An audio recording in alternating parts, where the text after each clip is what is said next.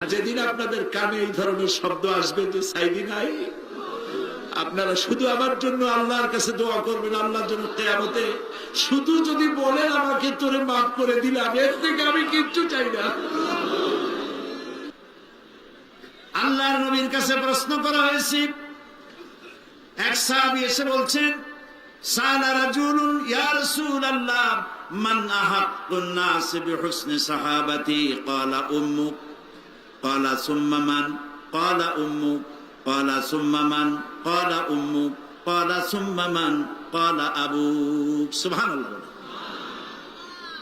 একজন এসে নবীজির কাছে প্রশ্ন করলেন, ইয়া রাসূলুল্লাহ, মানুষের ভিতরে আমি কার যত্ন করব, কার খেদমত করব, কার সাথে ভালো ব্যবহার করব, আমার কাছে সব থেকে ভালো ব্যবহার কে পেতে পারে? নবীজি বললেন, তোমার মা। সাহাবী প্রশ্ন করলেন, তারপরে কে? রাসূলুল্লাহ বললেন, তোমার মা। তারপরে কে? তোমার মা। তারপরে কে? তোমার পিতা। পিতার চাইতে মায়ের মর্যাদা আল্লাহ পাক কয় গুণ বাড়ালেন? সবাই বলেন কয় গুণ? 3 গুণ আল্লাহ বাড়ায় দিলেন। আল্লাহ রাব্বুল আলামিন কোরআনের কারীমের ভিতরে বলেছেন, ওয়াকাদা রাব্বুকা আল্লা তা'বুদু ইল্লা ইয়্যাহু ওয়া বিল ওয়ালিদাইনি ইহসানা। তোমার রবের পক্ষ থেকে চূড়ান্ত ফয়সালা হয়েছে যে আল্লাহর ইবাদত করার পর মা বাপের ইহসান করবে। সুবহানাল্লাহ। আর আমার দেশের লোকেরা কি করে লক্ষ্য করতেছেন আপনারা? আল্লাহ বলেন কি আর বান্দারা করে কি? আল্লাহ বলছেন মা বাপের খেদমত করো, আমার ইবাদতের পরে আল্লাহর পরেই স্থান কার? চিল্লায় বলেন। আমাদের লোকেরা বোঝে না, না বুঝা চলে যায় ভালো কোনো খাবার, ভালো কোনো ফল কোন হযরত, কোন পীর সাহেবের দরবারে নিয়ে হাজির করলে, হ্যাঁ দেন, পীর সাহেবকে হাদিয়া দিবেন, দেন, কিন্তু আগে দিবেন মায়ের। আপনার কাছে, সন্তানের কাছে সব থেকে বড় পীর হচ্ছে মা। বলেন সব থেকে বড় পীর কে? মা আর বাবা। মা আর এই দুজন হচ্ছে আপনার কাছে সব থেকে বড় পীর। পীর সাহেবের দোয়া কবুল হবে কি হবে না, আলেম সাহেবের দোয়া কবুল হবে কি হবে না, সন্দেহ আছে। 50-50, দোয়া কবুল হইলেও হইতে পারে, না হইলেও না হইতে পারে। কিন্তু মা বাপ যদি দোয়া করে, আল্লাহর দরবারে দোয়া মঞ্জুর হয়ে যায়, 100% দোয়া কবুল হয়ে যায়। সুবহানাল্লাহ বলে। প্রিয় ভাই সব, আল্লাহ রাব্বুল আলামিনের নবী বলেন, মা বাবা যখন দোয়া করে সন্তানের জন্য, যখন দোয়া করে, বন্দুক দিয়া গুলি করলে সেই গুলি তার লক্ষ্য বস্তুর কাছে যেতে যত না দেরি হয়, মা বাপের দোয়া বা বদদোয়া আল্লাহর দরবারের থেকে দ্রুত গতিতে চলে যায়। মাকে খাওয়াও। বুড়া মা আছে না? বলেন আছে না? মা যখন বুড়া হয়ে যায়, বউয়ের কথা মতো সন্তান মায়ের সাথে খারাপ ব্যবহার করে, মুখ মলিন করে থাকে, কথা বলে না, আর মনে মনে বলে, প্রকাশ্য বলে, অনেকের সামনে বলে, বুড়ি মরে না কেন? নাউজুবিল্লাহ। বলেন নাউজুবিল্লাহ। তুমি কারে মরতে বলো? কারে মরতে বলো? তোমার মা, তোমার যখন অসুখ হয়েছে, যত্ন করেছি, বুকের সাথে আগলায় ধরেছে, সারা রাত শিয়রে বসে বসে, বিদ্যুৎ ছিল না ঘরে, কেরোসিনের ল্যাম্প জ্বালায়া, চেরাগ জ্বালায়া কোরআন শরীফ তেলাওয়াত করেছে। আর শেষ রাতি 2খানা হাত রব্বুল আলামিনের দরবারে তুলে দিয়ে কেঁদেছে, রব্বুল আলামিন, আমার বাঁচাধনকে আমার জীবনের বিনিময় আল্লাহ তুমি বাঁচাইয়া দাও। যে মা বললেন, আমার জীবনের বিনিময় আমার ছেলে তুমি বাঁচাও, মেয়েরে বাঁচাও, সেই ছেলে বড় হইয়া বউয়ের পাগল হইয়া বলে, বুড়ি মরে না কেন? নাউজুবিল্লাহ, নাউজুবিল্লাহ। মাকে সম্মান করুন, মাকে ভালোবাসুন।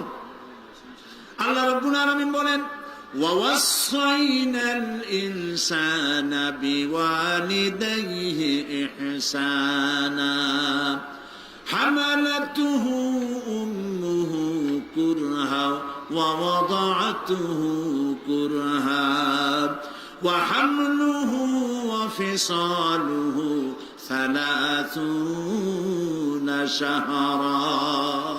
আমি সমগ্র মানব গোষ্ঠীকে উপদেশ দিচ্ছি, তোমরা তোমাদের ওসিয়ত করছি, তোমরা তোমাদের মা বাপকে সম্মান করো। তোমার মা তোমাকে গর্ভধারণ করেছে অত্যন্ত কষ্টের সাথে, ডেলিভারি করেছে অত্যন্ত কষ্টের সাথে, আর 30টা মাস বুকের দুধ দিয়ে তোমারে মানুষ করছে। সুবহানাল্লাহ, সুবহানাল্লাহ। প্রিয় ভাই সব, মা বাপ যদি হাত তোলে, চোখ দিয়া পানি পড়ে, দোয়া কবুল হয়ে যাবে। সুবহানাল্লাহ। এই যে হযরত বাইজিদ বুস্তামি রহমতুল্লাহ আলাইহির এই দরগায় আপনারা যান, হযরত বাইজিদ বুস্তামি যখন ছোট্ট ছিলেন, তার মা অসুস্থ, গভীর রাত্রে মা জেগে বলছে, বাবা আমি তো পানির পিপাসায় শেষ হয়ে যাচ্ছি, একটু পানি পান করাও। বাচ্চা দেখলেন ঘরের মধ্যে পানি নাই, বাইরে কোথাও থেকে পানি জোগাড় করলেন, এসে দেখেন মা ঘুমায় গেছে। শীতের রাত, বাচ্চা দাঁড়ায় আছে পানি নিয়ে। ফজরের সময় মায়ের ঘুম ভেঙেছে, তাকিয়ে দেখে বাইজিদ দাঁড়ানো। বাইজিদ তুমি দাঁড়ানো কেন, কাঁপতেছো কেন? ছেলে বলছে, মা আপনি পানি চাইছিলেন। তা পানি চাইছিলাম, তা কি হয়েছে? তা আমি তো ঘরে পানি পাইনি, দূরে গিয়ে পানি আনছি, আনি দেখে আপনি ঘুমাই গেছেন। আমারই উঠাও নাই কেন? আপনার ঘুমের ক্ষতি হবে। তা তুমি নিজে ঘুমাও নাই কেন? এই জন্য যে আপনি জায়গায় যদি আবার পানি চান আর সময় মতো না দিতে পারি, তাহলে তো আপনার কষ্ট হবে। সেই জন্য মা আমি দাঁড়ায় রয়েছি, আপনি পানি খাবেন, সেই পানি নিয়ে। বাইজিদের মা হযরত বাইজিদকে বিছানার উপরে আরাম করে শোয়াই দিয়া উযু করে নিজে নামাজ পড়লেন। নামাজ আদায় করে দুইখানা হাত আল্লাহর দরবারে তুলে ধরে বলেন, রব্বুল আলামিন, আমি বাইজিদের মা, আমার ছোট্ট বাইজিদ আমার জন্য যে কষ্ট করেছে, আজ তার এই কষ্ট দেখে আমার কলিজা ঠান্ডা হয়ে গেছে। আমি মা হয়ে আমার বাইজিদের জন্য দোয়া করি, রব্বুল আলামিন আমার বাইজিদকে তুমি সুলতানুল আরিফিন বানায়া দাও। দোয়া মঞ্জুর হয়েছে না হয় নাই? সুবহানাল্লাহ। প্রিয় ভাই সব, এই জন্য মা বাপকে সম্মান করতে হবে, মহব্বত করতে হবে এবং তাদের জন্য দোয়া করতে হবে। দোয়াটা আল্লাহ শিখাই দিয়েছেন। এমনকি মা বাবার সামনে চোখ মোটা করে কথা বলবে না, চোখ মোটা করে মা বাবার সামনে কথা বলবে না। আল্লাহ ইচ্ছা করলে চোখ অন্ধ করে দিতে পারেন। পীরের সামনে যত গিয়ে মহব্বত করে ঘাড় কাট করে বসো, তোমার বড় পীর, তোমার মা, তোমার বাবা, তাদেরকে শ্রদ্ধা করো, সম্মান করো, কলজা দিয়ে মহব্বত করো। মা বাপকে একটা কথা বিশ্বাস করুন, মনে রাখেন, মা বাপকে যে যত বেশি সম্মান করবে, মহব্বত করবে, মর্যাদা দেবে, তার জীবনে সম্মানের আর রুজির কোনো অভাব হবে না, হবে না, হবে না। আল্লাহ তাআলা বাড়ায় দেবেন। সুবহানাল্লাহ। আল্লাহ দোয়া শিখাই দিচ্ছেন, বান্দারে মা বাবার সামনে শক্ত করে কথা কইস না, ওয়াকুল লাহুমা কাওলান কারীমা, মা বাবার সাথে সম্মান সূচক কথা বলো আর আমার কাছে দোয়া করো। কি বলে? আল্লাহ রাব্বুল আলামিন দোয়া শিখাই দিচ্ছেন, রব্বিরহামহুমা কামা রাব্বায়ানি সাগীরা। সবাই পড়েন, রব্বিরহামহুমা কামা রাব্বায়ানি সাগীরা। আবার পড়েন, রব্বিরহামহুমা কামা রাব্বায়ানি সাগীরা। আল্লাহ তাআলা শিখাই দিলেন, বান্দারে দোয়া কর, আয় আমার রব, আমার মা বাপ আমাকে যেমন ছোটবেলায় স্নেহের করে লালন পালন করেছে, মাবুদ গো তুমি আমার মা বাপকে সেইভাবে তোমার রহমতের করে লালন পালন করো। আল্লাহ দোয়া শিখাই দিচ্ছেন। এই দোয়া প্রত্যেক নামাজের পর আপনারা পড়বেন। মনে থাকবে ভাই? জোরে বলেন, মনে থাকবে? আল্লাহ যেন আমাদেরকে মনে রাখান, আমরা বলি আমিন। প্রিয় ভাই সব, মা হিসাবে আল্লাহ তাআলা এই মর্যাদা বৃদ্ধি করে দিলেন। নারী 3টা স্তর বললাম, কন্যা, বধূ, মাতা। 3 স্তরে ইসলাম যে মর্যাদা দিয়েছে, এর থেকে বেশি মর্যাদা পৃথিবীতে কেউ দিতে পারে না। এখন এই নারীদেরকে যাদের এত মর্যাদা আল্লাহ দিলেন, মর্যাদা তো এত বাড়াই দিলেন, সন্তানের জান্নাত মায়ের পায়ের তলে ঢুকাই দিলেন। সুবহানাল্লাহ বলেন, সুবহানাল্লাহ বলবেন না? মেয়ে লোকের মায়ের পায়ের তলে তার সন্তানের বেহেশত আল্লাহ ঢুকাই দিলেন। সম্মান করো, মর্যাদা করো। যারা মা বাবার সাথে বেয়াদবি করছো, আজকের রাতে মায়ের কাছে গিয়ে, বাপের কাছে গিয়ে পাও দুটো জড়ায় ধরো আর বলো, আব্বা আম্মা আমি তো ভুল করছি, বেয়াদবি করছি, বুঝি নাই, আল্লাহর রাস্তায় আমারে মাফ করে দেন। মাফ করে দেবে না? দিবে। মা বাবার চাইতে সন্তানের জন্য কল্যাণকামী কে আছে? বল কথা মতো খবরদার কখনো মা বাবার সাথে নাফরমানি করবেন না। মনে থাকবে? মনে থাকবে? আল্লাহ তাআলা মনে রাখার তৌফিক দিক, আমরা বলি আমিন। প্রিয় ভাই সব, এই নারীকে সম্মান দিয়ে আল্লাহ তাআলা বলেছেন নারীরা যেন পর্দায় থাকে।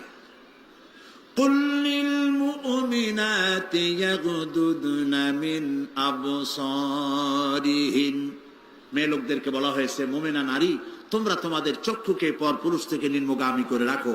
ওয়াহফাজনা ফুরুজাহুন্না, আর তোমাদের যৌনাঙ্গ সমূহ এগুলিকে তোমরা হেফাজতে রাখো, এগুলি লজ্জাস্থান সমূহ হেফাজতে রাখো, যা মানুষকে দেখিও না। ওয়াকারনা ফি বুয়ুতিকুন্না ওয়ালা তাবাররাজনা তাবাররুজাল জাহিলিয়াতিল উলা, আর তোমরা তোমাদের ঘরের মধ্যে থাকো ওই জাহিলিয়াতের যুগে যে ধরনের সাজসজ্জা করে রাস্তায় বেরোতো, ঠাক ঠমক করত, রূপচর্চা করত মানুষের সামনে, পরপুরুষের সামনে, জাহিলি যুগের মতো তোমরা বেরিও না। কে বলতেছেন? আল্লাহ বলতেছেন, আল্লাহ পাক বলছেন ওয়াকারনা ফি বুয়ুতিকুন্না, ঘরের মধ্যে থাকো। এই ঘরের মধ্যে থাকার অর্থ কিন্তু এই নয় যে ঘরের মধ্যে পড়ে থাকো, লেখাপড়া করো না, চাকরি বাকরি করো না, এটা কিন্তু নয়।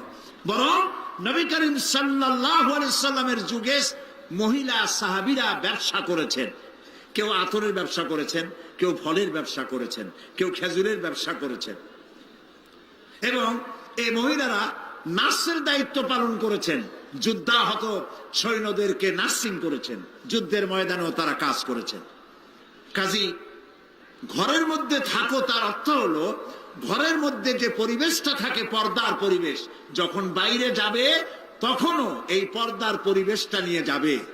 যখন বাইরে যাবে বোরখাটা পরে যাইও, বোরখাটা পরলে ওইটা একটা ঘরের মতো, বোরখার দরজাও আছে, জানালাও আছে, আছে না? যেখানে সুযোগ আছে জানলা খুলে দেন, মুখের কাপড়টা উঠায় দেখেন যেখানে সুযোগ আছে, আর যেখানে সুযোগ নাই জানলা বন্ধ করে দেন, ঠিক না? এই বোরখা পরতে বলা হয়েছে, বোরখা পরে চলবেন। এই বোরখাটা একটা নিয়ামত। বাংলাদেশ নিয়ে কথা বলি, এই বাংলাদেশে আজ পর্যন্ত যত নারীর মুখে অ্যাসিড পড়েছে, একটা দৃষ্টান্ত চাই। আপনারা বলেন আমাকে যে বোরখা পরা একটা মেয়ে লোকের মুখে অ্যাসিড পড়েছে, প্রমাণ দেন। পারবেন প্রমাণ দিতে? পারবেন? কেন পারবেন না বলেন? কারণটা কি? কারণ হলো এই, মেয়ে লোকটা যখন বোরখা পরলো সে আল্লাহর হুকুম পালন করলো। কার হুকুম পালন করেছে? আর তখন আল্লাহর দায়িত্ব হয়েছে নারীর সতীত্বের এবং তার শরীরের হেফাজতের দায়িত্ব নেওয়া। এই জন্য বোরখা পরা নারীর মুখে অ্যাসিড পড়ে না। মা বোনেরা যারা আজকে রাস্তায় বসে, প্যান্ডেলে বসে, বিভিন্ন জায়গায় বসে, বাড়িতে বসে আমার কথা শুনছেন, আমি মা বোনদেরকে বিনীতভাবে আরজ করি, যখন আপনি বোরখা ছেড়ে, যে সব মেয়েরা রূপচর্চা করে চুল পিছনে ছেড়ে দিয়ে লিপস্টিক লাগায় রূপচর্চা করে যখন কোনো দোকানে যায়, তখন দোকানের সেলসম্যান বলে, ভাবি আসেন আসেন, এই শাড়িটা পরলে আপনার দারুণ মানাবে। আর শয়তান, শাড়ি বদলে মানাবে কিনা তার স্বামী বলবে তুই কিনা। এখন দোকানদার যদি ভাবি বলে তাতে কি মর্যাদা বাড়ে? বাড়ে না। আপনি দেখেন বোরখা পরেন, চাদর পরেন, দোকানে যান, দোকানি বলবে খালাম্মা, সাসিয়াম্মা, বসেন বসেন, সম্মান করে বসতে দেবে এবং আপনার সামনে কাপড়গুলি খুলে ধরবে যেটা আপনার প্রয়োজন নেবেন। তাহলে বোরখায় কি সম্মান কমায় না বাড়ায়? কমায় না বাড়ায়? মা বোনেরা বোরখা পরুন, চাদর পরুন। আপনার মেয়ে কলেজ গোয়িং, ইউনিভার্সিটি গোয়িং যেসব বয়সপ্রাপ্ত মেয়ে আছে, আল্লাহ কোরআনে বলেছেন এমন একটা চাদর পরো, যেই চাদরটা পরলে পরে মাথাটা, বুকটা, গলাটা ঢাকা হয়ে যায়, এমন একটা চাদর পরো। এই চাদর পরা মুসলমানদের জন্য ফরজ। মুসলমানদের জন্য কি? আজ ফ্রান্সের প্রেসিডেন্ট জ্যাক শিরাক, এই জ্যাক শিরাক এক বিরাট সাংঘাতিক একটা বাজে কাজ করেছে। তিনি তার দেশে কলেজে, বিশ্ববিদ্যালয়গুলোতে মুসলিম মহিলাদের মুখে চাদর পরা, হিজাব পরা নিষিদ্ধ ঘোষণা করেছে। আমরা আজকে চট্টগ্রাম তাফসীরুল কোরআন মাহফিলের লক্ষ লক্ষ মানুষের উপস্থিতিতে বাংলাদেশের কণ্ঠ বাতাসে মিশিয়ে দিচ্ছি। পত্রিকার মাধ্যমে যদি সাংবাদিকরা পৌঁছাতে পারেন ভালোই হবে। অনেক ভালো ভালো সাংবাদিক আছে যারা মাহফিল এখানের মধ্যে সীমাবদ্ধ থাকে না, তাদের লেখার মাধ্যমে এই চট্টগ্রাম তাফসীরের মাহফিল ছড়িয়ে যায় গোটা বাংলাদেশ তথা বিশ্বের বিভিন্ন জায়গায়। ওই সব সাংবাদিকদেরকে ধন্যবাদ জানাই আর প্রাণ খুলে দোয়া করি, আল্লাহ এদের কলমকে আরো শানিত বানিয়ে দাও। আপনারা আমাদের কথা লেখেন। আমরা জ্যাক শিরাককে বলছি, আপনি যে কাজটি করতেছেন এটা আপনি প্রেসিডেন্ট হয়ে, ইউরোপের একটি বড় রকমের রাষ্ট্রের প্রেসিডেন্ট হয়ে মানবাধিকার লঙ্ঘন করেছেন। মুসলমানদের পর্দা বন্ধ করার কোন ইখতিয়ার আপনার নয়, যেমন আপনার ইখতিয়ার নাই কোন পাদ্রী লম্বা জামা অথবা ক্রসকে নামিয়ে ফেলার জন্য। আপনি বলতে পারেন, পারে বলতে? রবিবার দিন গির্জায় যেতে বন্ধ করতে পারেন? রবিবার দিন গির্জায় যাওয়া যেমন তার ধর্মীয় কাজ, গলার ভিতরে ক্রস লাগানো যেমন তার ধর্মীয় কাজ, আমার মুসলমান মেয়েদের পর্দা করা, হিজাব করা তেমন আল্লাহর নির্দেশিত কাজ। আমরা গোটা বাংলাদেশের পক্ষ থেকে, এই মাহফিলের পক্ষ থেকে জ্যাক শিরাককে নিন্দা জানাই এই কাজের জন্য। আমরা আহ্বান জানাবো, পৃথিবীর মধ্যে কোন রাষ্ট্র যা করে নাই, আপনি সেই খারাপ দৃষ্টান্ত করে আপনার কপালকে খারাপ করবেন না। প্রিয় ভাই সব, নারীর জন্য আল্লাহ পর্দা করেছেন, আর এই পর্দা হলো তাদের জন্য নিয়ামত। সেই নিয়ামত তারা ধারণ করবেন। আল্লাহ তাআলা তাহলে সন্তানগুলো ভালো বানাই দিবেন। কোন আলহামদুলিল্লাহ, বলেন আলহামদুলিল্লাহ। আচ্ছা বলেন, মৃগনাভি কস্তুরী ছাগলের পেটে হয় না হরিণের পেটে হয়? হরিণের পেটে হয়। হরিণ থাকে কোথায়? গাছের মধ্যে পর্দার আড়ালে। ছাগল থাকে কোথায়? মাঠে ঘাটে, পথে ঘাটে, যেখানে সেখানে। কাজে ছাগলের মৃগনাভি তো ভালো, দড়ি ধরলেও গোসল ওয়াজিব হয়ে যায়, দুর্গন্ধ খেলা। আর জঙ্গলের ভিতরে হরিণ থাকে, মৃগনাভি কস্তুরী আল্লাহ দান করেন, যার সুগন্ধ এখানে নাড়া দিলে সারা মাহফিল বিমোহিত হয়ে যাবে। আল্লাহ নিয়ামত পর্দায় থাকে। নারীদেরকে আল্লাহ পর্দায় থাকতে বলেছেন। এই পর্দায় থাকলে পরে কস্তুরী সম সন্তান আল্লাহ দান করবেন। আর যদি পর্দায় না থাকেন, যে সন্তান হবে হবে মিস্টার বল্টু বাবু, মন্টু মিয়া। ভয়ের চোটে মানুষ অস্থির, তার চোখ গর্তের ভিতরে কি খাইছে, চোখ গেছে গর্তের মধ্যে। 2 কেজি চাউল ভাজা যায় 2 চোখে, চুল মাথা দিয়ে ঝুলানো।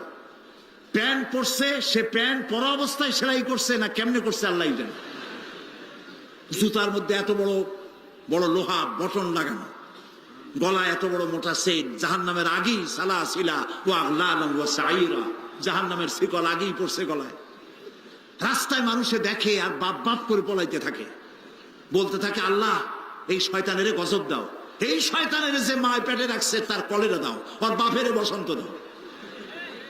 আর ছেলে যদি ভালো হয়, মানুষ দোয়া করে, আরে এই ছেলেটা এত ভালো, আল্লাহ এই ছেলেটির প্রতি রহম করো, এই ছেলের যে মায় পেটে রাখছে সে মায়ের রহম করো, ওর বাপের রহম করো। সুবহানাল্লাহ। নেক সন্তান পাওয়ার জন্য পর্দায় থাকা আপনার জন্য জরুরি। মা বোনেরা পর্দায় থাকুন এবং নিজের সৌন্দর্য পরপুরুষকে দেখাবেন না। আপনার সৌন্দর্য আপনার পিতার জন্য নয়, ভাইয়ের জন্য নয়, ছেলের জন্য নয়, কারোর জন্য নয়, শুধুমাত্র একমাত্র কেবলমাত্র স্বামীর জন্য। এই সুন্দরী প্রতিযোগিতার কথা সেদিন বলেছি। বাংলাদেশে বিভিন্ন সাবান কোম্পানির পক্ষ থেকে সুন্দরী প্রতিযোগিতা, ফটোজেনিক কি ফটো সুন্দরী, মিস ফটো সুন্দরী জেনিক না কি একটা কপালের সারা, জি এগুলি করতেছে, এগুলি তারা করতেছে, বিভিন্ন জেলা শহরে করতেছে। প্রিয় ভাই সব, আমি সেদিন বলেছি, আজকে লক্ষ লক্ষ লোক, সকলকে বলি, মিস বাংলাদেশ অথবা ফটোজেনিক সুন্দরী প্রতিযোগিতা যেখানে হবে সেখানেই বাধা দিবেন। ফটোজেনিক সুন্দরী প্রতিযোগিতা বাংলাদেশের মাটিতে হতে দেওয়া হবে না।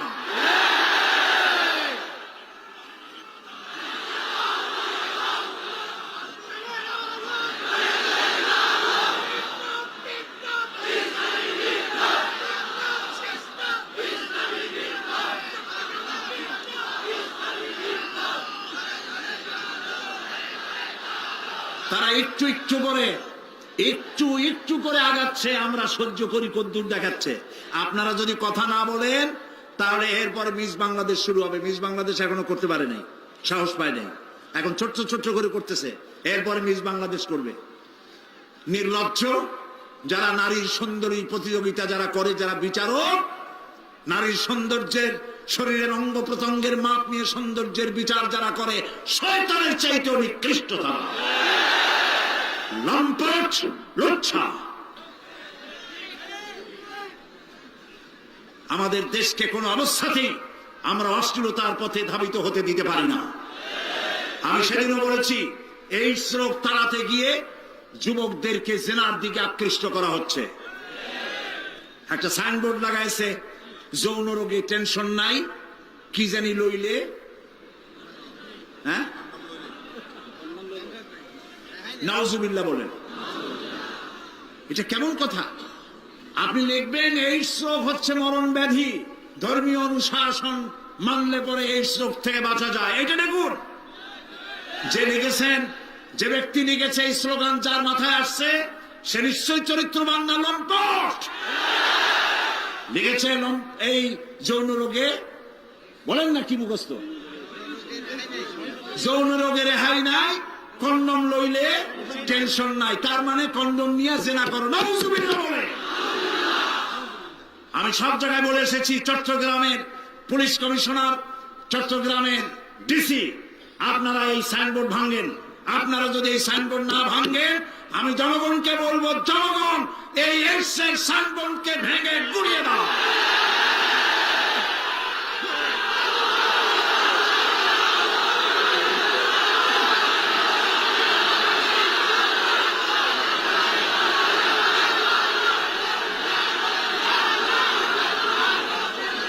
প্রিয় ভাই সব, আমরা কখনো আইন হাতে নিতে চাই না, কিন্তু আমার জাতি চরিত্র ধ্বংস হলে আমরা বসে থাকবো না। আমরা কথা বলবো, আমরা আমাদের বিবেককে কারো কাছে বিক্রি করি নাই। কথা বলবো পার্লামেন্টে, সিংহের মতো গর্জন করব ময়দানে, জীবন দিয়ে দিয়ে আল্লাহর কোরআনকে প্রতিষ্ঠা করবো ইনশাআল্লাহ।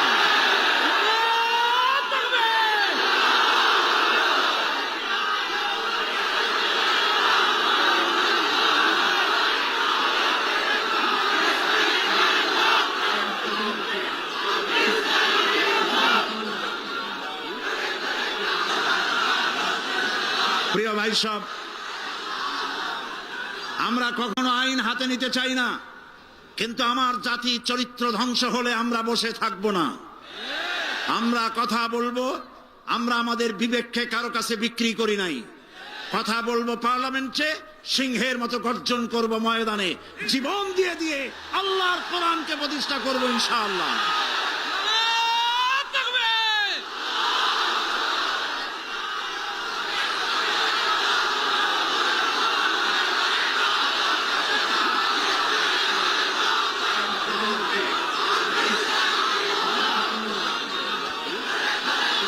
প্রিয় ভাই সব, বসুন। সুতরাং নারীকে পর্দায় থাকতে হবে এবং এই পর্দার আচরণ করতে হবে। মহিলাদের কর্মসংস্থানের বিষয়টাও ইসলাম পরিষ্কার বলে দিয়েছে। মেয়েরা কাজ করতে পারবে, কোনো অসুবিধা নাই, চাকরি করবে, লেখাপড়া করবে। নবী করিম সাল্লাল্লাহু আলাইহি ওয়াসাল্লামের স্ত্রী আমাদের মা হযরত আয়েশা রাদিয়াল্লাহু তাআলা আনহা হাজার হাজার সাহাবীদের উস্তাদ ছিলেন, হাদিস শিখিয়েছেন, ফিকহ শিখিয়েছেন, সুবহানাল্লাহ বলো, কোরআন শিখিয়েছেন। যুদ্ধের ময়দানে প্রধান সেনাপতিত্বের দায়িত্ব পালন করেছেন পর্দার ভেতরে থেকেই। সুতরাং আমাদের মাতৃজাতি, আমাদের নারী সমাজ লেখাপড়া করতে পারবেন, চাকরি করতে পারবেন, সব পারবেন, তবে একটি কাজ হলে তাদের চাকরিগুলি নিরাপদ হয়। সে কাজ হচ্ছে দেশের সবগুলি, আমি প্রস্তাব করেছিলাম, প্রস্তাবটা এখনো গৃহীত হয়নি, আমি বলেছি মহিলাদের জন্য আলাদা মেডিকেল কলেজ করার জন্য। কারণ মহিলা মেডিকেল কলেজ হলে পরে আমাদের দেশে যত পুরুষ ডাক্তার আছে সেই পরিমাণ মহিলা ডাক্তার নাই। মহিলাদের এমন অনেক রোগ হয় যা স্বামীর কাছে বলতেও তারা লজ্জা করে। ডাক্তার তো ভালো, এই জন্য মহিলা ডাক্তার বেশি প্রয়োজন। আর এজন্য বহু মেধা শক্তি সম্পন্ন মেয়েরা কো-এডুকেশন বলে মেডিকেল কলেজগুলিতে ভর্তি হতে চায় না। মহিলা মেডিকেল কলেজ হলে তারা স্বাচ্ছন্দ্য ফিল করে। আমি প্রস্তাব দিয়ে রেখেছি, আপনারা দোয়া করুন যেন সেটা হয়।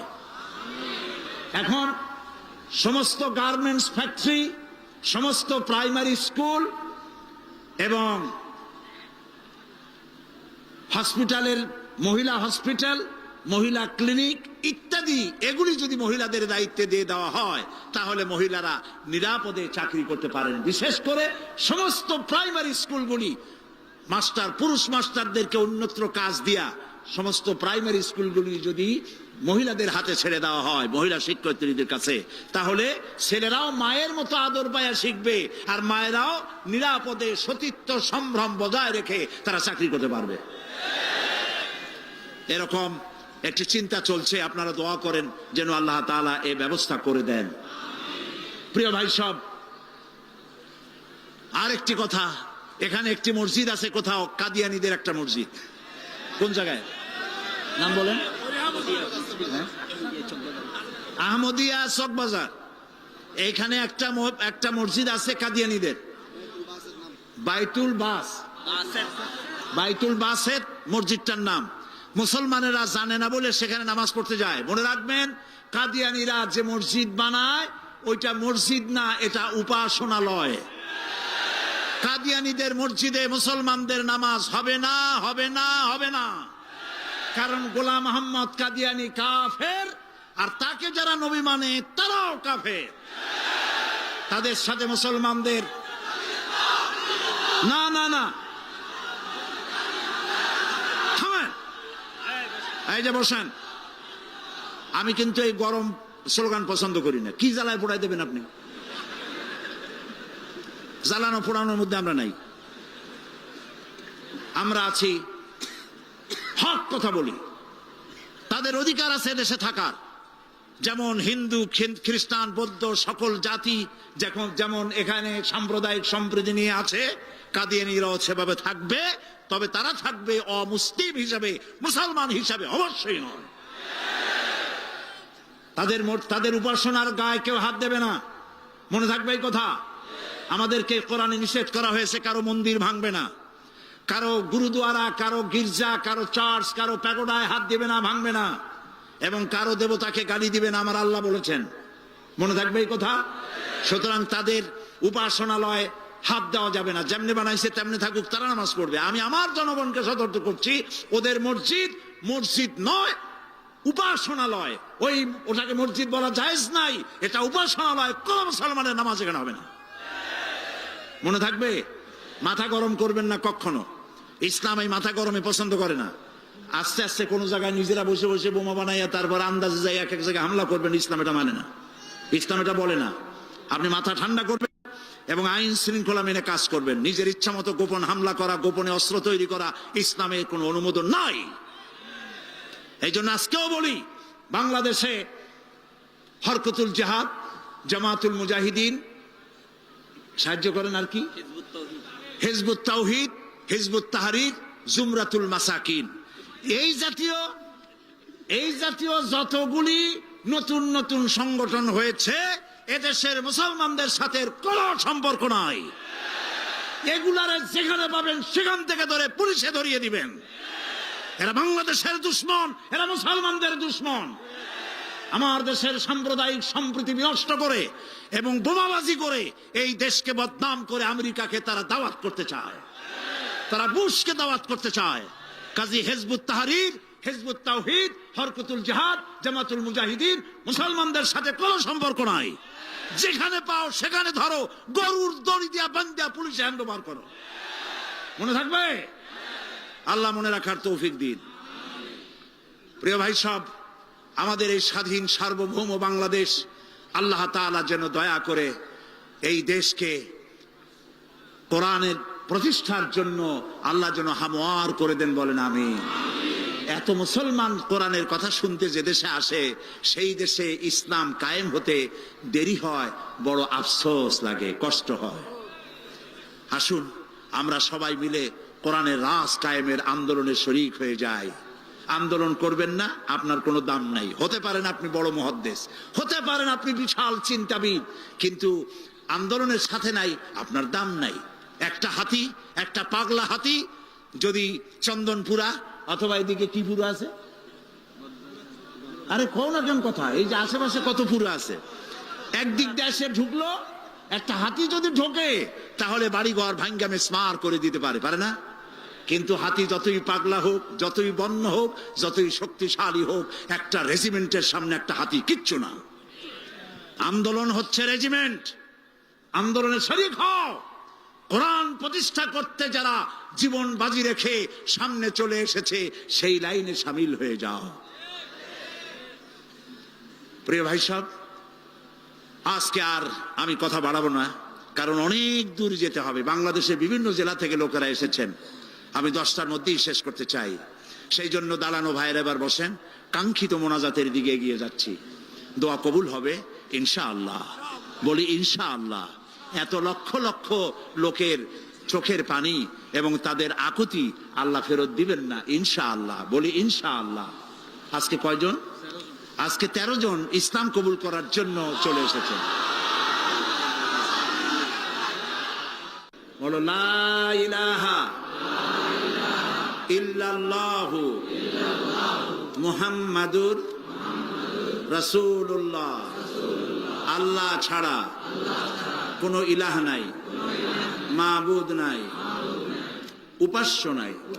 মুহাম্মদ সাল্লাল্লাহু আলাইহি ওয়াসাল্লাম আল্লাহর প্রেরিত রাসূল। আশহাদু আন লা ইলাহা, একটু জোরে বলো, লা ইলাহা ইল্লাল্লাহু ওয়াহদাহু লা শারীকা লাহু ওয়া আশহাদু আন্না মুহাম্মাদান আবদুহু ওয়া রাসূলুহু। আমি সাক্ষ্য দিচ্ছি আল্লাহ ছাড়া কোনো ইলাহ নাই, মাবুদ নাই, উপাস্য নাই। তিনি এক, তিনি একক, তার কোনো অংশীদার নাই। আমি সাক্ষ্য দিচ্ছি মুহাম্মদ সাল্লাল্লাহু আলাইহি ওয়াসাল্লাম আল্লাহর বান্দা এবং তার প্রেরিত রাসূল। তোমরা সবাই এদিকে ফিরে বলো আসসালামু আলাইকুম। জাতের পূর্বক্ষণে যে কথাটি বলতে চাই, একটু পরেই আমরা এই মিলন মেলা ভেঙে যাবে, যার যার বাড়ির উদ্দেশ্যে মানুষ রওনা করবে। আল্লাহ সকলের ফিরে যাওয়াটা নিরাপদ করে দিন। আমি আপনাদেরকে অনুরোধ করব যে ওয়াজ শোনার, তাফসীর শোনার যে মন আমাদের আছে, সেই পরিমাণ নামাজের মন নাই। এই জন্য 5 ওয়াক্ত নামাজ সঠিকভাবে আদায় করবেন, নামাজ কখনো ছেড়ে দিবেন না। বিশেষ করে জওয়ান যুবক যারা আছে, ছাত্র, তরুণ, যুবক, আমি তাদেরকে বলবো, চরিত্র একটি মহা সম্পদ। যখন চরিত্র থাকে না তখন সে মানুষ থাকে না, শয়তানের চাইতে নিকৃষ্ট হয়ে যায়। আমি সমস্ত তরুণ যুবকদেরকে, যাদেরকে আমি আমার চোখের সামনে দেখতে পাচ্ছি, এই মাহফিলে 2% যদি বৃদ্ধ মানুষ থাকে, 98% তরুণ যুবকে ভরা এই মাহফিল। আমি সকল যুবকদেরকে, ছাত্র, তরুণ যুবকদের প্রতি আহ্বান জানাবো, আমাদের জীবনের সাথে সম্পৃক্ত প্রিয় জীবন আদর্শ যার নাম ইসলাম, এই ইসলামের পতাকাকে উড্ডীন করার জন্য ইসলামী আন্দোলনে শরীক হওয়ার সকলের প্রতি আমি আহ্বান জানাই। সকলের চরিত্র ভালো করে ইসলামের দিকে এগিয়ে আসার আহ্বান জানাচ্ছি।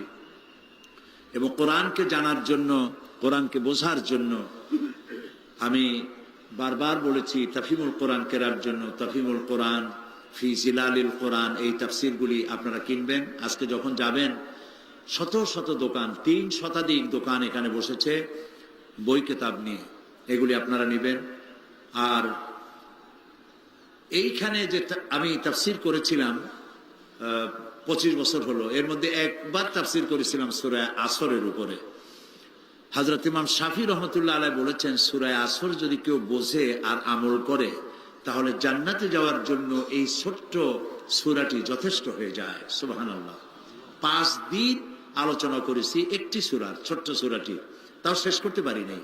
সেটি গ্রন্থবদ্ধ আকারে এসেছে, নাম রেখেছে তাফসিরে সাঈদী সূরা আসর।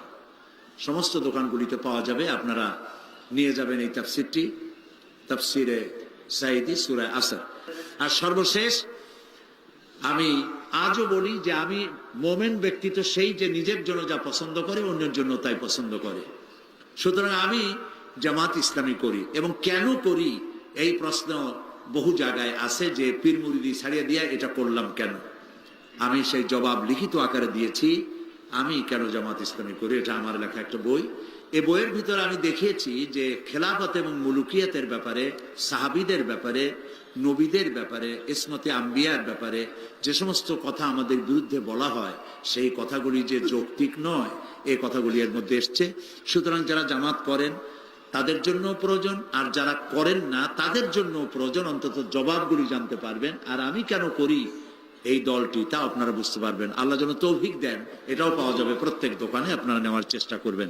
প্রিয় ভাই সব, সর্বশেষ আমার আরজ আপনাদের কাছে, নামাজ কেউ ছেড়ে দিবেন না। 5 ওয়াক্ত নামাজ আমরা আদায় করব সহিভাবে, কারণ বুখারী শরীফে এসেছে কিয়ামতের দিন সর্বপ্রথম প্রশ্ন হবে নামাজ পড়েছো কিনা।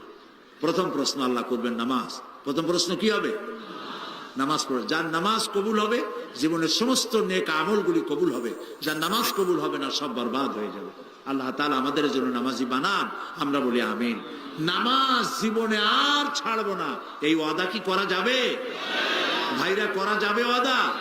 দুটি হাত উঁচু করেন, বলেন ইয়া আল্লাহ, তোমার পবিত্র নামে তোমাকে সাক্ষী করে ওয়াদা করছি, শপথ করছি, আল্লাহ তাআলা যতদিন পর্যন্ত মালাকুল মউত আমার মাথার কাছে না আসতেছে, ততদিন পর্যন্ত ফরজ নামাজ, ফরজ রোজা আর ছেড়ে দেব না, আর ছেড়ে দেব না, আর ছেড়ে দেব না। আল্লাহ তাআলা আমার আজকের এই ওয়াদা আমার মৃত্যু পর্যন্ত কবুল করে নাও, আমিন ইয়া রাব্বাল আলামিন। আমরা আল্লাহ তাআলাকে একটু স্মরণ করে নেই, আমার সাথে আপনারা পড়েন সুবহানাল্লাহ, আলহামদুলিল্লাহ, লা ইলাহা ইল্লাল্লাহ, সুবহানাল্লাহ, আলহামদুলিল্লাহ, লা ইলাহা ইল্লাল্লাহ, সুবহানাল্লাহ, আলহামদুলিল্লাহ, লা ইলাহা ইল্লাল্লাহ, সুবহানাল্লাহ, আলহামদুলিল্লাহ, লা ইলাহা ইল্লাল্লাহ, সুবহানাল্লাহ, আলহামদুলিল্লাহ, লা ইলাহা ইল্লাল্লাহ। ইয়া আল্লাহ, ইয়া রহমান, ইয়া রহিম, ইয়া হাইয়ু, ইয়া কাইয়ুম। সবাই পড়েন ইয়া আল্লাহ, ইয়া রহমান, ইয়া রহিম, ইয়া হাইয়ু, ইয়া কাইয়ুম। ইয়া আল্লাহ, ইয়া রহমান, ইয়া রহিম, ইয়া হাইয়ু, ইয়া কাইয়ুম। ইয়া আল্লাহ, ইয়া রহমান, ইয়া রহিম, ইয়া হাইয়ু, ইয়া কাইয়ুম। আল্লাহুম্মা আমিন। ربنا ظلمنا أنفسنا وإن لم تغفر لنا وترحمنا لنكونن من الخاسرين। সবাই পড়েন আমার সাথে, ربنا ظلمنا أنفسنا وإن لم تغفر لنا وترحمنا لنكونن من الخاسرين। سبحانك اللهم وبحمدك نستغفرك ونتوب إليك। سبحانك اللهم وبحمدك نستغفرك ونتوب إليك। আয় আল্লাহ রাব্বুল আলামিন, 5 দিন ব্যাপী তাফসীরুল কোরআন মাহফিলের সমাপনী দিবসে লক্ষ লক্ষ মানুষ ভিক্ষুকের মতো, কাঙ্গালের মতো তোমার দরবারে গুনাহ ভরা হাত নিয়ে তোমার দরবারে হাত তুলেছি। রব্বুল আলামিন, আমাদের গুনার দিকে তাকায়ও না, আমাদের বদ আমলের দিকে তাকায়ও না, আমাদের চোখের দিকে তাকাও, আমাদের মুখের কাকুতি মিনতির দিকে তাকাও। রব্বুল আলামিন, দয়া করে আমাদের জিন্দেগীর গুনাহ মাফ করে দাও। রব্বুল আলামিন,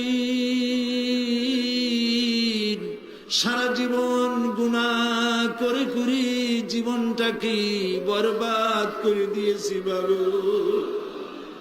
গুনার কথা মনে হলে লজ্জায় মাথা নিচু হয়ে যায়, কারণ তুমি আমাদেরকে মেহেরবানি করেছো আর আমরা করেছি নাফরমানি। তুমি করেছো মেহেরবানি, আমরা করেছি নাফরমানি। রব্বুল আলামিন, দুনিয়ায় এমন কোন পাপ নাই যা কম বেশি আমরা করি নাই। মাবুদ গো, দয়া করে আমাদেরকে মাফ করে দাও। আয় আল্লাহ রব্বুল আলামিন, এই মাহফিলের ভিতরে জিনাকার থাকতে পারে, জুয়ারি থাকতে পারে, মদখোর থাকতে পারে, খুনি থাকতে পারে, ডাকাত থাকতে পারে, ঘুষখোর সুদখোর থাকতে পারে। আল্লাহ তাআলা, এটাও তো ঠিক যে ধরনের পাপীর মধ্যে ভালো মানুষও আছে। আয় আল্লাহ তাআলা, আমাদের মতো গুনাহগারের চেহারা দেখলে পরে তোমার গোসা হতে পারে। সেজন্য তুমি তোমার নেক বান্দাদের যাদেরকে পছন্দ হয়, আল্লাহ তুমি দয়া করে আজ সকলের মধ্যে আমাদের মতো খারাপ মানুষগুলিও চালাইয়া না। রব্বুল আলামিন, আমরা জানি ধান বিক্রি করতে গেলে ধানের সাথে তুষগুলিও বিক্রি হয়ে যায়, চিটা বিক্রি হয়ে যায়। বেগুনগুলি, তরকারিগুলি বিক্রি করতে গিয়া পোকা বেগুনগুলিও বিক্রি হয়ে যায়। মাবুদ গো, আজ এই মাহফিলের ভিতরে গুনাহগার আমরা যারা আছি, ভালো মানুষগুলোর সাথে আমাদেরকেও চালাইয়া না।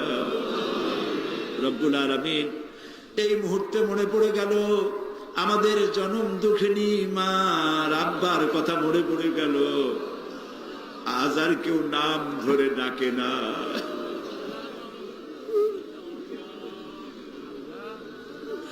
বাপজান যারা মারা গেল, বাবু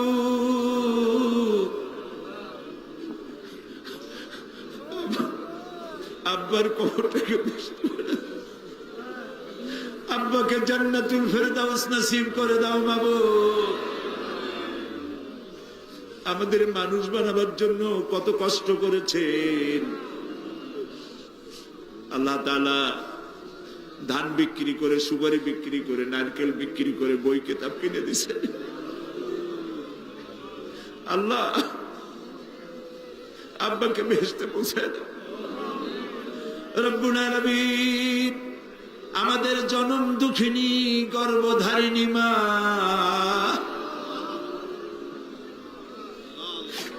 একটা অক্ষর মা, সারা দুনিয়ার মধু ডুবাই দিছো বাবু তুমি।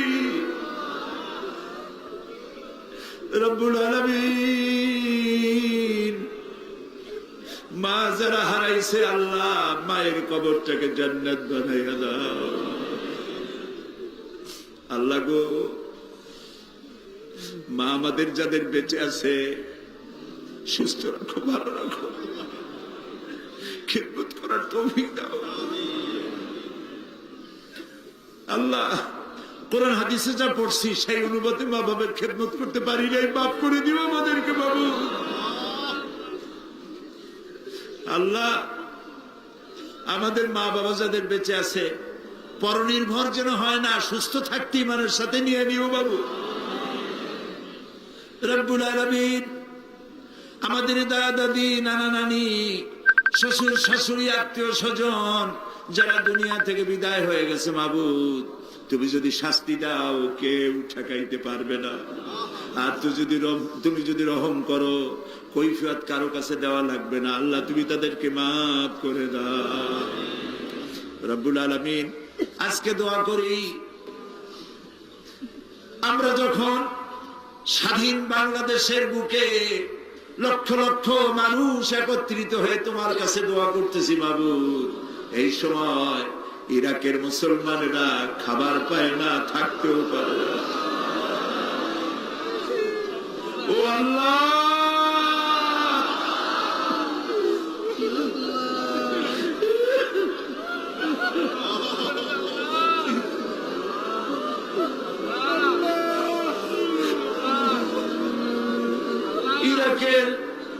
আল্লাহ ইরাকের পাকদামান মেয়ে লোকদের গায়ে হাত দিতেছে কাফের সৈন্যরা। আল্লাহ, আমরা গুনাহ করছি ঠিক, তাই বলে তুমি কাফের দিয়ে মারবা আমাদের আল্লাহ।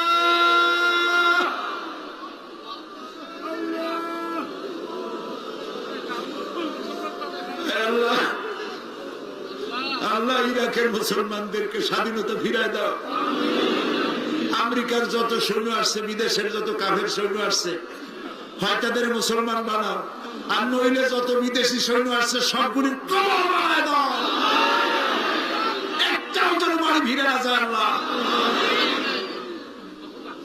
আল্লাহ প্যালেস্টাইনের মুসলমানদের কথা কি মনে করা যায়? ইহুদিরা কামান দিয়ে গোলা মারে, আর প্যালেস্টাইনের গোলাপ ফুলের মতো বাচ্চা ছেলেরা ইট পাথর দিয়ে মোকাবেলা করে। আহারে আল্লাহ প্যালেস্টাইনি মুসলমানদের হাতে প্যালেস্টাইন উঠায় দাও রব্বুল আলামিন। কাশ্মীর, চেচনিয়া, বসনিয়া, আল্লাহ স্বাধীনতাকামী মুসলমানদেরকে আল্লাহ তুমি দেশ স্বাধীন করে দাও রব্বুল আলামিন। আমাদের প্রিয় জন্মভূমি বাংলাদেশ, আল্লাহ তাআলা এই দেশের উপর রহমত নাজিল করো। সন্ত্রাসের জ্বালায়, অপহরণকারীদের জ্বালায় দেশটা বদনাম করে ফেলাইলো। মানুষ বড় আশা করে ভোট দিছিল বাবু, খাইয়া না খাইয়া ভোট দিছিল বাবু। আল্লাহ এই সন্ত্রাসী গুলা দেশটার ইজ্জত মারল। যাদেরকে হাইজ্যাক করে নিয়ে গেছে, কিডন্যাপ করে নিয়ে গেছে, তার বউর অবস্থা কি, তার ছেলে মেয়ের অবস্থা কি বাবু? প্রায় দেখা যায় কাগজের সমান মানুষ মারতেছে। আল্লাহ এই সন্ত্রাসী জানোয়ার গুলারে তুমি হেদায়েত করে দাও। এই সন্ত্রাসী খুনি পশু গুলারে আল্লাহ তুমি হেদায়েত করে দাও। যদি ওদের কপালে হেদায়েত না থাকে, নমরুদ, হামান, সাদ্দাদের মতো কলেরা দিয়া, গজব দিয়া বিনাশ করে দাও আল্লাহ তাআলা। আল্লাহ শয়তান গুলোর উপরে গজব নাজিল করো। আল্লাহ আমাদের দেশের আলেম, এই ওলামারা গত 5 বছর খুব মার খাইছে, মাদ্রাসাগুলি বন্ধ করে দিছে, আবার তারা পায় তারা করতেছে বাবু।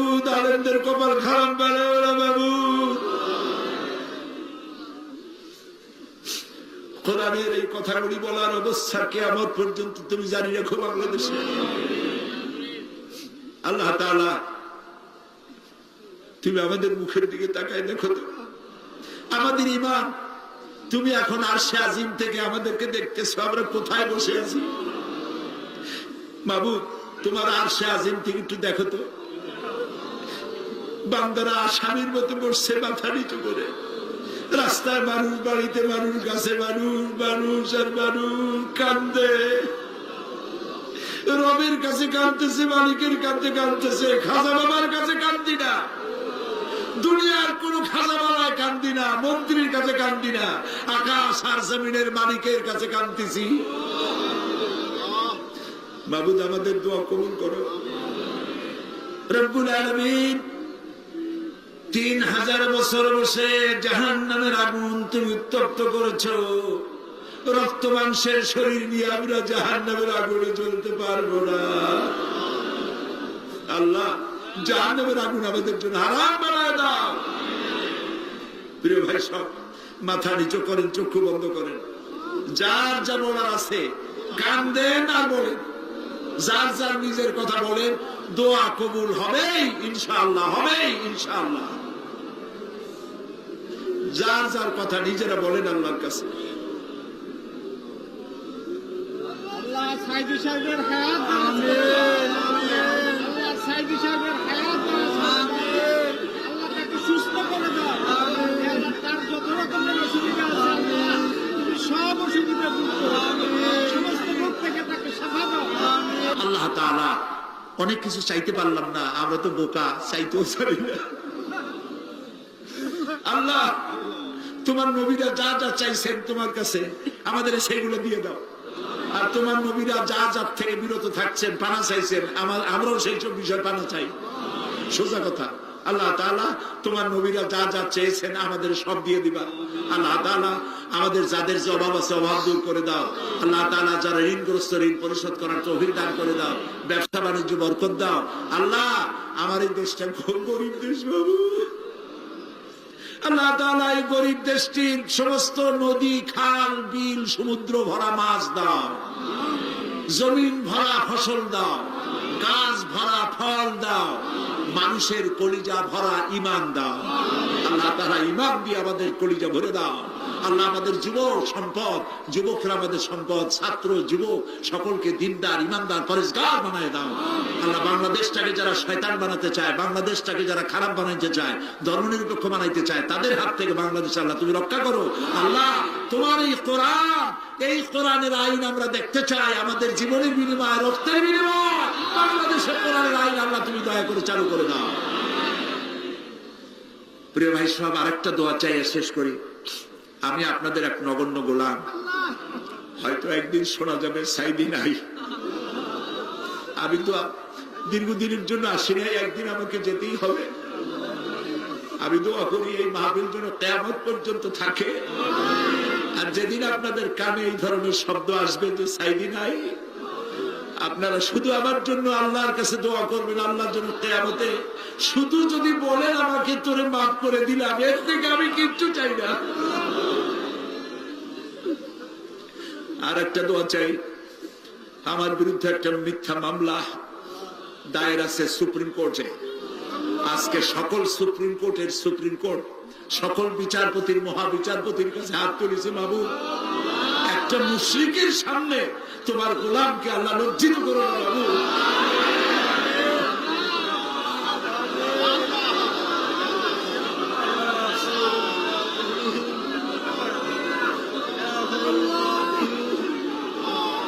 ربنا تقبل منا إنك أنت السميع العليم وتب علينا إنك أنت التواب الرحيم سبحان ربك رب العزة عما يصفون وسلام على المرسلين والحمد لله رب العالمين واجعل آخر كلامنا عند الموت لا إله إلا الله محمد رسول الله. السلام عليكم ورحمة الله.